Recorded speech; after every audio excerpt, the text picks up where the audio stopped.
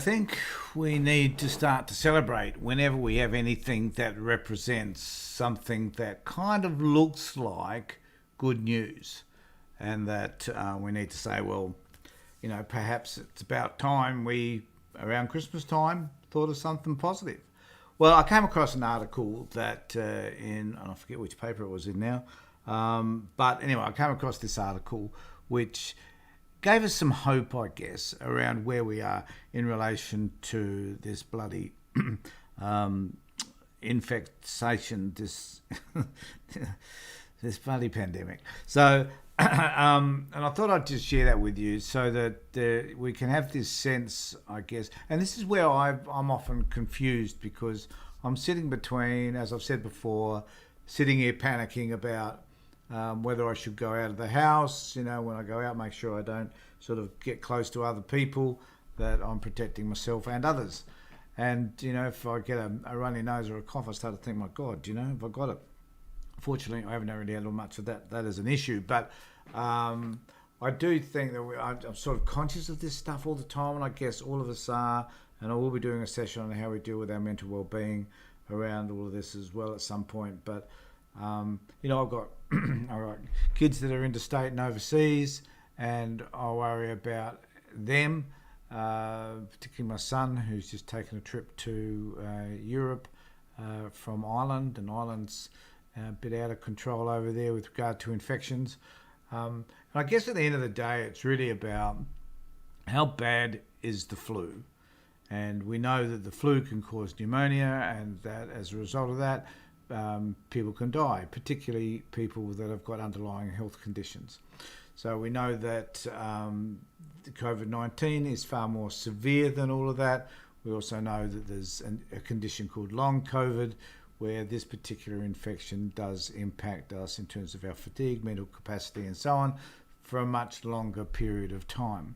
So while we're aware of all of those things, we also need to be aware, I guess, that there are some positives that might be coming out of this. And one of the things I did read recently was that, I forget what was in this article, was whether or not we, over time, there will be a weakening of the virus, so the virus doesn't become as debilitating, as life-threatening perhaps, as what it has been. So I'm hoping that is the upside. People don't know because there's not enough data on this at this particular point.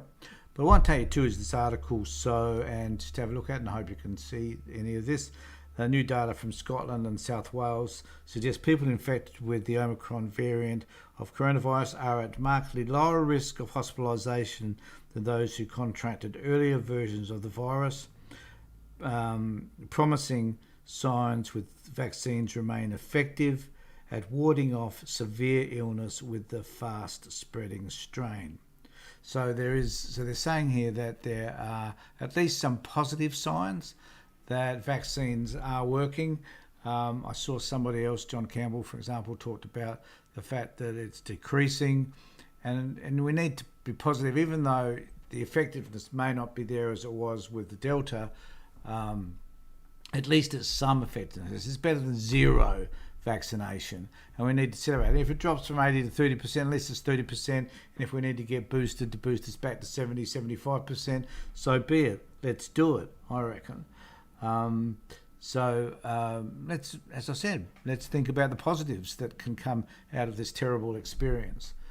The other thing too that they say, a separate study published online by researchers of South Africa's National Institute of Communicable Diseases similarly found people infected with Omicron were 70 to 80% less likely to need hospital treatment than people infected with earlier variants, including Delta.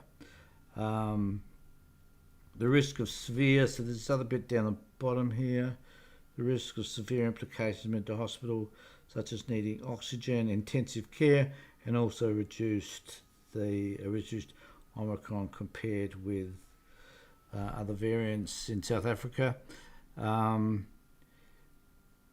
These new studies, which haven't yet been peer reviewed, so they're admitting to that, shed light on shed light on the severity of illness Omicron causes.